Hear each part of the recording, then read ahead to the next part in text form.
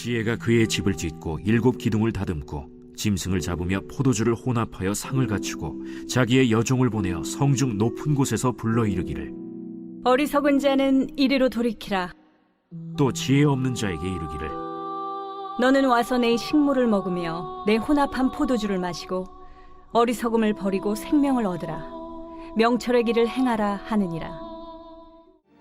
미련한 여인이 떠들며 어리석어서 아무것도 알지 못하고 자기 집 문에 앉으며 성읍 높은 곳에 있는 자리에 앉아서 자기 길을 바로 가는 행인들을 불러 이르되 어리석은 자는 이리로 돌이키라. 또 지혜 없는 자에게 이르기를 도둑질한 물이 달고 몰래 먹는 떡이 맛이 있다. 오직 그 어리석은 자는 죽은 자들이 거기 있는 것과 그의 객들이 스올 깊은 곳에 있는 것을 알지 못하느니라.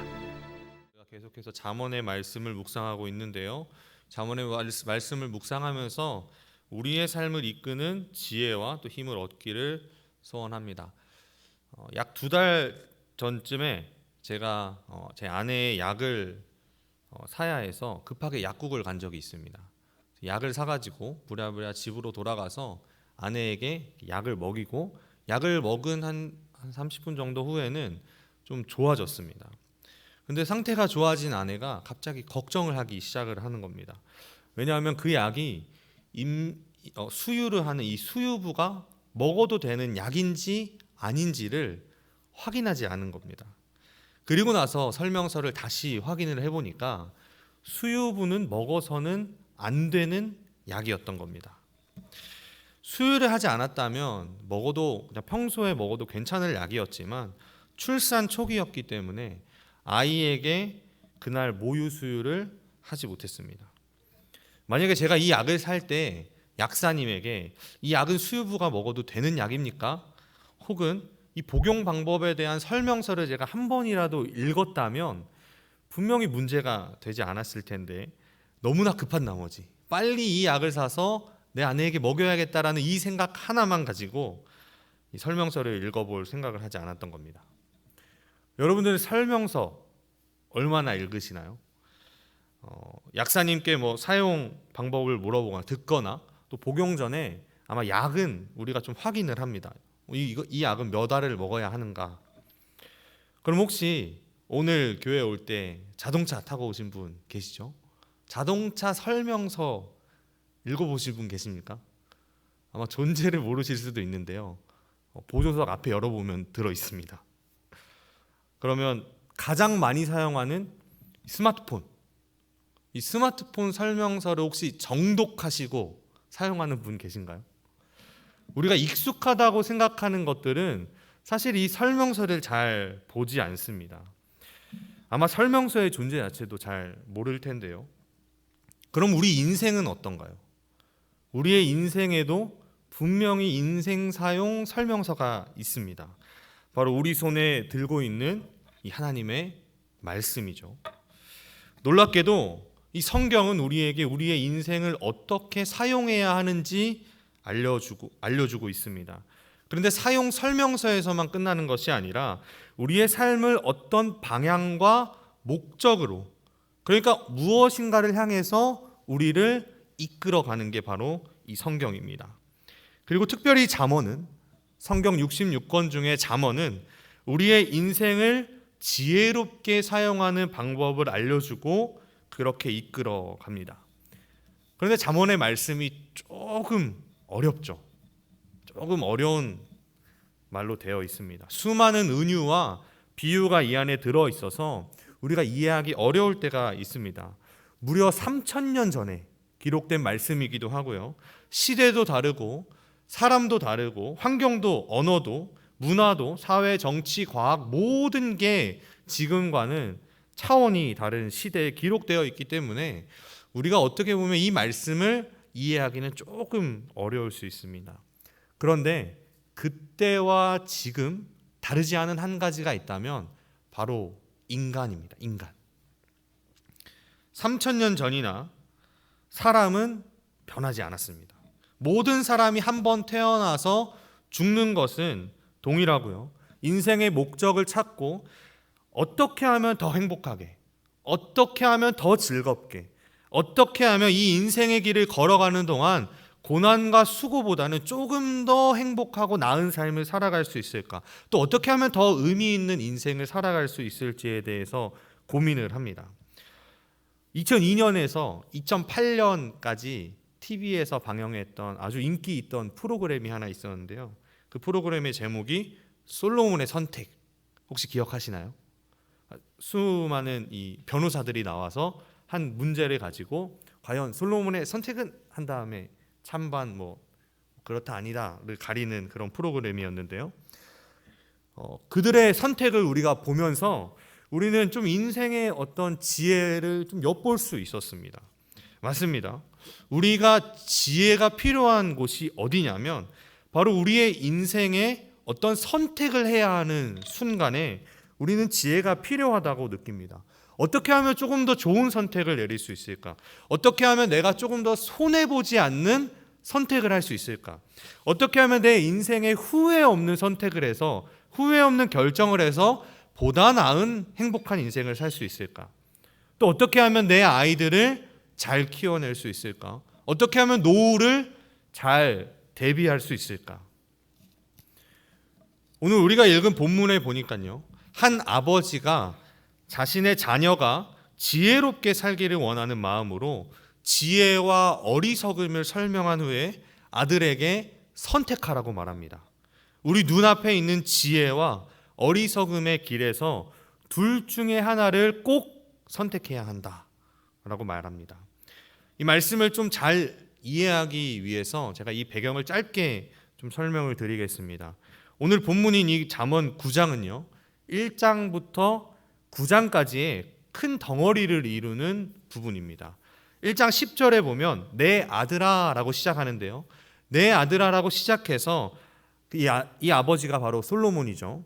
자신의 아들에게 세상을 바르게 살아갈 지혜를 가르쳐주는 말씀입니다.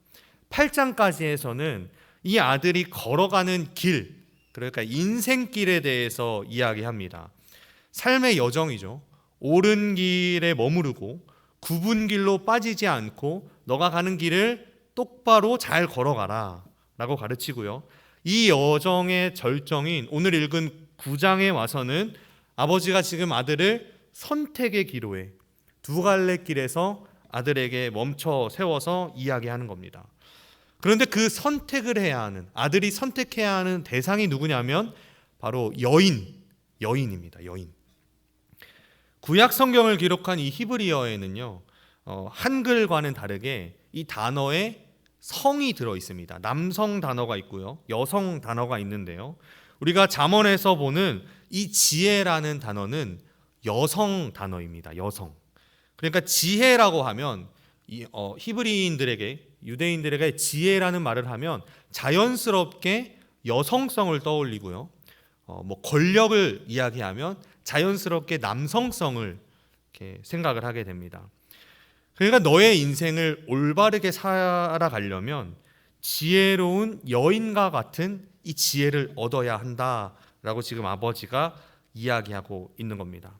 그래서 오늘 읽은 9장 안에서 우리는 두 명의 여인을 만나는데요, 표를 하나 보여주시겠습니까? 9장 1절에 등장하는 지혜는 지혜로운 여인입니다. 또 다른 여인은요, 13절에 등장하는 미련한 여인, 어리석은 여인인데요, 이 두 여인을 우리가 좀 비교해 볼 필요가 있습니다. 정확하게 이 6절씩 기록되어 있고요, 1절에서 3절, 또 13절에서 15절까지는 이 두 여인이 지나가는 사람을 부릅니다. 나에게 와라. 그래서 뭐라고 얘기하냐면요, 어리석은 자는 이리로 돌이키라. 또 지혜 없는 자에게 이렇게 얘기하는데요, 사람들을 다 불러서 나와 함께 식사를 하고 내 집에 들어와서 나와 깊은 관계를 맺자. 나를 좀 알아가고 나도 너를 알고 너도 좀 나를 알아서 우리가 좀 깊은 관계에서 우리가 서로 사랑하자라고 이렇게 부릅니다. 그런데 그 부르는 목적이 조금 다른데요, 지혜로운 여인은 이미 모든 것이 준비를 시켜놓은 상태에서 준비된 잔치에 참여하기만 하라라고 부르는데요, 이 어리석은 여인은 남자를 불러서 도둑질을 하게 만듭니다. 몰래 먹은 떡이 맛있다고 하고요, 몰래 먹는 술이 맛있다고 얘기합니다. 그리고 그 결국은 죽음이 되고, 지혜로운 여인은 나와 함께 이 잔치에 참여해서 내가 너희에게 주는 생명을 누리라고 이야기를 하고 있습니다. 두 여인은 자신들이 가는 이 자신들의 길을 가는 남성들에게 함께 식사를 하면서 동일한 초대를 하는데요. 이 초대에는 중간은 없습니다. 둘 중에 하나를 꼭 선택해야 됩니다. 지혜를 선택하든지 어리석음을 선택하든지. 만약에 우리의 자녀들이 장성해서 혹은 우리 성도님들의 손자, 손녀들이 장성을 해서 결혼을 한다고 한번 생각을 해보세요. 벌써 보내기 싫죠. 저는 제 딸이 남자친구를 데려오면 아마 멱살부터 잡을 것 같습니다. 어리석은 배우자에게 보내시겠습니까? 아니면 지혜로운 배우자에게 보내시겠습니까? 누구라도 당연히 지혜로운 배우자에게 보내고 싶을 겁니다. 그런데 잠언 1장에서 8장까지 오는 내내 이 이야기를 하는 아버지는 자신의 자녀에게 어리석음을 조심하고 또 조심해라 라고 이야기합니다. 왜냐하면 어느 누구라도 이 어리석음의 말에 쉽게 유혹되고 빠져들기 때문입니다. 우리가 죄를 지을 때를 한번 생각해 보세요. 우리가 죄를 짓는 거는 순식간에 일어납니다. 자, 오늘 날씨도 좋은데 한번 나가서 죄를 한번 지어볼까? 우리 이렇게 절대 죄 짓지 않습니다. 그렇죠? 한순간에 일어나는 이 마음의 악한 생각이 우리를 순식간에 죄의 자리로 이끌어갑니다. 나도 모르는 순간에 벌써 내가 다른 사람을 욕하고 있고 이 상황을 불평하고 부정하고 있죠. 그렇기 때문에 이 세상을 살아가면서 이 굽어져 있고 달콤하지만 악이 도사리고 있는 이 길에서 유혹에 빠지지 않고 올바른 길을 가려면 우리는 매 순간 지혜를 바라봐야 하고 지혜를 선택해야 합니다. 그렇다면 오늘 잠언에서 말하는 이 지혜는 누구일까요? 맞습니다. 바로 하나님입니다. 하나님. 지혜로운 여인은 바로 여호와 하나님의 성품 중 하나인 지혜를 나타내는 것입니다. 우리가 이렇게 생각할 수 있는 이유는 오늘 본문 1절에서 3절에 있는데요. 우리 다 같이 읽어보도록 하겠습니다. 시작. 지혜가 그의 집을 짓고 7 기둥을 다듬고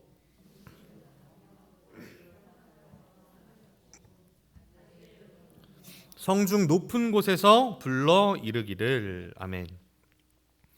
오늘 말씀은 지혜의 집이 도시의 가장 높은 곳에 화려하고 웅장하게 지어졌다고 합니다. 솔로몬이 살았던 이 고대 시대의 도시에는 가장 높은 곳에 지을 수 있는 집이, 이 건물이 단 하나였는데요. 바로 신전입니다. 그래서 예루살렘 성전도 높은 곳에 지어졌고요. 가장 높은 곳에서 모든 사람들이 다 우러러 볼 수 있고 또 모든 사람들을 다 살펴볼 수 있는 그 높은 곳에 지금 지혜가 자리하고 있습니다. 그러니까 하나님은 자신을 지혜라고 소개하시면서 모든 도시의 가장 높은 곳에, 모든 사람이 쳐다보는 모든 곳에서 나와 함께 이 높은 곳에 올라서 함께 교제하자, 나를 알아가자, 나와 깊은 관계 속에 인격적인 교제를 나누자고 부르시는 겁니다. 당신의 지혜를 우리에게 나눠주시고 우리의 인생, 우리의 걸어가는 이 길이 조금 더 지혜롭게 살아가게 하도록 내가 너에게 내 지혜를 주겠다라고 말씀하시는 겁니다. 그렇다면 지혜로운 여인이 하나님이시라면 도시의 높은 곳에 집을 가진 또 다른 여성, 이 어리석음은 누구일까요? 누구일까요? 그렇죠. 지혜가 하나님의 측면을 나타냈기 때문에 우리는 쉽게 하나님을 대적하는 사탄이라고 얘기할 수 있지만 당시 시대를 조금 생각을 해본다면 우리는 하나님이 아니라 우상이라고 이야기할 수 있습니다. 이스라엘 역사에서 하나님 대신 섬겼던 우상은 수도 없이 많습니다. 특히 그 우상들 중에는요, 여성의 모습으로 만들어진 여성 우상들이 굉장히 많았는데요. 출애굽에서 광야를 지나고 약속의 땅에 들어가는 그 40년 기간에도 이스라엘 백성 우상을 섬겼고요. 끝없이 우상을 섬기고 벌받고 회개하고 또 다시 우상을 섬기고 벌받고 회개하고, 이게 이스라엘의 역사였습니다. 솔로몬은 자신의 아들에게 이제는 이스라엘의 나라의 왕으로서 이 나라를 이끌어 가야 되는데, 하나님께서 약속하신 이 나라를 잘 이끌어 나가야 하는 자신의 아들들에게 지금 선택하라고 이야기하는 겁니다. 과거에 우상을 섬겨서 하나님 앞에서 벌받아서 멸망한 우리의 선조들과는 다르게 우리는 그 역사를 반복하지 말고 이제는 하나님 앞에서 좀 지혜롭게 살아가 보자. 좀 성공한 인생, 좀 행복한 나라, 누가 봐도 하나님의 축복을 받았다고 이야기할 수 있는 그 인생을 우리가 한번 살아가 보자 라고 지금 솔로몬이 이야기하고 있는 겁니다. 그럼 솔로몬의 이 말을 들은 솔로몬의 후손들은 어떻게 됐을까요? 우리가 잘 알다시피 이 성경을 통해서 우리가 봤듯이 이스라엘은 결국 멸망하고 맙니다. 솔로몬이 죽자마자 나라는 둘로 나눠지게 되었고요. 북이스라엘은요, 19명의 왕이 다스리는 동안 하나님의 마음에 든 왕이 한 명도 없었습니다. 그럼 남유다는 어땠을까요? 20명의 왕이 다스리는 동안에 단 8명. 그것도 그 왕들 중에는 8명 중에는 처음에는 좋았지만 끝은 좋지 않았던 왕들도 있습니다. 우상을 뿌리 뽑지 못한 이스라엘은 결국 멸망하게 된 것입니다. 이스라엘이 멸망하게 된 이유는 우상입니다. 그런데 이 우상은요, 단순히 우리의 눈에 보이는 어떤 신상만을 의미하지는 않습니다. 에스겔 14장 3절에 보면 하나님께서 이렇게 말씀하십니다.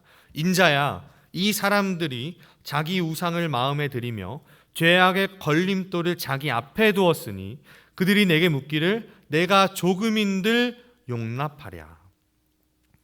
하나님께서 지금 사람들의 마음 안에 우상을 들였다라고 이야기하고 있습니다.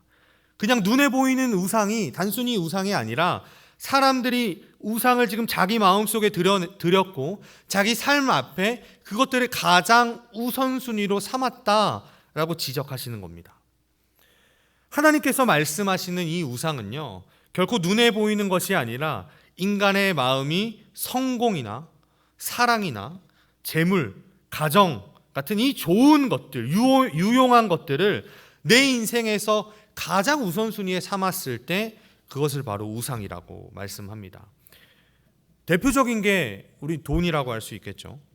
당장 내 손 안에 1억이 있다고 해봅시다. 1억은 지금은 좀 아쉬운 것 같아요. 집도 살 수 없으니까. 그럼 한 10억 정도 있다고 해봅시다. 그러면 갑자기 어깨에 힘도 들어가고 뭔가 모르게 좀 든든해지고 어딜 가더라도 만족스럽고 부족하지 않고 뭔가 좀 꿀리지 않는 그런 기분이 듭니다. 자녀도 마찬가지일 겁니다. 내 자녀가 공부를 잘하고 좀 예술적으로 뛰어나다거나 뭔가 좀 특출난 부분이 있으면 우리 어머니들의 마음에 이 올라오는 엄청난 이 자신감, 만족감. 건강하게만 자라다오라고 이야기하지만 사실 우리 아이가 조금 뛰어난 부분이 있으면 내 자존감과 이 만족이 굉장히 상승합니다. 그러다가 돈을 잃거나 자녀가 실망시키면 어떻게 될까요? 삶이 무너지는 것만 같을 겁니다. 팀 켈러 목사님은 이 우상에 대해서 이렇게 말씀하는데요. 무엇이든 당신이 그것을 보며 마음 깊은 곳에서 이렇게 말한다면 그게 곧 우상이다. 저것만 있으면 내 삶이 의미 있어질 거야. 나도 가치 있는 사람이 될 거야. 내가 중요해지고 안정감이 들 거야. 그렇지 않나요? 세상의 것들은 영원하지 않습니다. 그런데 그 영원하지 않은 것들이 때때로 정말로 보암직도 하고 먹음직도 하고 지혜롭게 할 만큼 탐스럽게 보일 때가 있다는 겁니다. 사실 그것을 취했을 때는 그것만 바라보고 그것만 향하고 갔을 때는 죽음이라는 사실을 우리가 알지만 그 잠깐의 기쁨, 잠깐의 행복, 잠깐의 즐거움을 위해서 우리는 영원한 것을 포기하고 그것을 선택한다는 겁니다. 솔로몬은 하나님을 떠나서는 지혜가 없고 어리석음밖에 없으니 하나님을 선택해라 라고 사실은 이야기하는 겁니다. 둘 중에 하나를 선택해라 이게 아니라 지혜를 선택해라. 제발 내 아들아, 어리석음이 아니라 지혜를 선택해서 하나님이 기뻐하시는 삶, 하나님이 이끄시는 삶, 하나님이 보시기에 좋은 삶, 선한 삶을 제발 살아가라.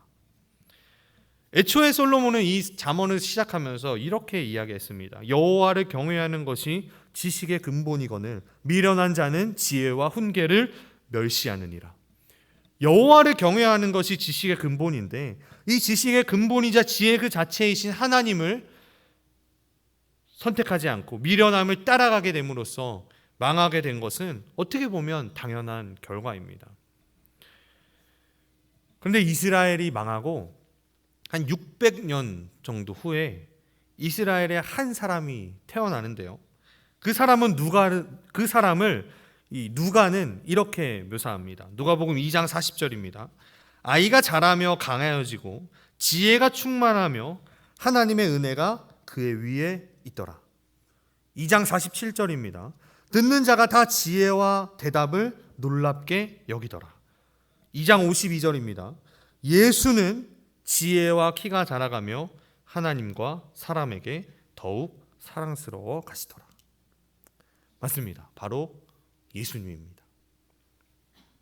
이 예수님을 만났던 계속된 바울의 증언을 들어보세요. 고린도전서 1장 30절입니다. 너희는 하나님으로부터 나서 그리스도 예수 안에 있고 예수는 하나님으로부터 나와서 우리에게 지혜와 의로움과 거룩함과 구원함이 되셨으니. 골로새서 2장 3절입니다. 그 안에는 지혜와 지식의 모든 보화가 감추어져 있느니라. 아멘. 비록 5구절만 우리가 살펴봤지만 이외의 수많은 신약의 증언들은 구약에서 말했던 그 지혜가 바로 이 땅에 죄 많은 우리를 구원하시기 위해 오셨다고 말합니다. 그분이 십자가에 달려 죽으신 그 예수님이 바로 구약에서 지혜를 제발 선택해라 라고 말했던 그 솔로몬의 말처럼 가장 세상에서 지혜로웠던 솔로몬이 소개하는 그 지혜가 바로 예수 그리스도다라고 말하는 겁니다. 그리고 예수님은 마치 지혜로운 여인이 도시 가장 높은 곳에서 사람들을 자신의 집으로 초대하듯이 예수님도 우리를 초대하십니다. 요한복음 7장 37절 38절 말씀인데요. 제가 읽어드리도록 하겠습니다. 명절 끝날 곧 큰 날에 예수께서 서서 외쳐 이르시되 누구든지 목마르거든 내게로 와서 마시라. 나를 믿는 자는 성경의 이름과 같이 그 배에서 생수의 강이 흘러나오리라. 아멘. 세상에서 가장 지혜로우신 우리 주님은 지금도 우리를 부르고 계십니다. 지혜가 부족하거든 내게로 와서 마셔라. 지혜가 부족하거든, 너의 인생을 살아갈 지혜가 부족하거든 십자가에 달려 죽은 나를 바라봐라. 말씀을 마무리하기 원합니다. 지혜로운 여인이 사람들을 초대하는 것은 바로 우리 예수님께서 우리를 하나님과의 깊은 관계로 부르시는 것과 마찬가지입니다. 반대로 예수님께로부터 멀어지게 하는 모든 것들은 어리석은 것이라고 이야기할 수 있을 것 같습니다. 그것이 설령 우리에게 기쁨을 주고 만족을 주고 행복을 주고 어떤 위로를 가져다 준다고 할지라도 오늘 잠언의 이 말씀처럼 그것은 도둑질한 물이고 몰래 먹는 떡입니다. 우리에게 멸망만을 가져다 줄 것입니다. 예수님은 우리에게 분명히 말씀하셨습니다. 예수님을 따라오고 예수님이 주시는 그 생명은, 그 영원한 생명은 아버지와 아들을 아는 것이라고 말씀하셨습니다. 그렇다면 우리가 우리의 인생 가운데에서 정말로 지혜롭게 살기를 원한다면 우리는 정말 그 지혜 그 자체이신 예수님과 매일매일 교제하며 살아가야 한다는 것입니다. 오직 우리의 인생을 옳은 길로 인도하시는 우리 지혜로운 우리 예수님의 말씀을 따라서 순종하며 살아가는 우리 창일의 모든 성도님들 되시기를 간절히 축복합니다. 우리 이 시간 함께 기도하기를 원합니다. 우리 들은 말씀을 기억하면서 함께 기도하기를 원하는데요. 주님, 이 세상의 것들을 바라보며 살아가는 것이 아니라 때로는 그것이 너무나 좋아 보이고 저것이 없으면 내 인생이 망할 것 같고 저것이 없으면 내가 뭔가 부족한 사람이 될 것 같지만 그런 유혹의 마음을 떨쳐내고 우리 인생의 전부가 되시고 우리 인생의 모든 보화가 되시는 구원함이 되시고 거룩함이 되시고 의로움이 되시는 그 주님을 바라보며 지혜로운 그 주님을 따라가는 내 인생이 되게 해달라고 우리 주님의 이름을 부르며 함께 기도하시겠습니다.